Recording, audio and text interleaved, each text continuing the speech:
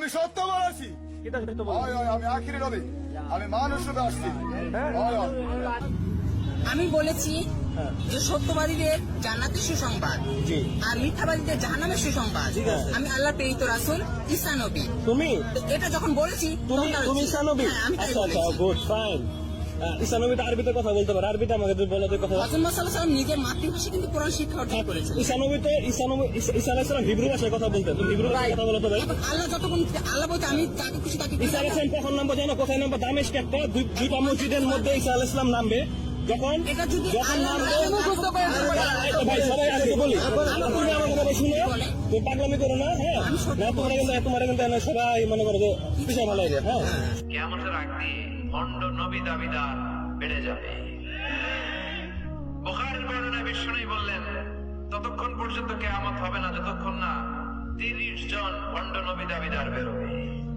ভণ্ড নবী দাবিদার একটাও নবী না, কুল্লুহুম কাযযাবুন দাজ্জালুন, সবগুলো মিথ্যাবাদী, কাযযাব আর দাজ্জাল। বিশ্ব নবী হচ্ছেন সর্বশেষ নবী। আমার নবীর পরে আর কোন নবী আসবে? আমার রাসূলের পরে আর কোন রাসূল আসবে? এই কথাটা যারা মানবে না তার ঈমান থাকবে? নবী সাল্লাল্লাহু আলাইহি ওয়াসাল্লাম বলেছেন কিয়ামতের আগে শেষ জামানায় 30 জন ভণ্ড নবীর আগমন ঘটবে। কতজন? তার মধ্যে 4 জন হবে মহিলা। 4 জন কি হবে? মহিলা। 30 জন ভণ্ড নবীর আগমন ঘটবে কিয়ামতের আগে আগে। একজন তো আমাদের কন্টিনেন্টেও আছে, আছে না?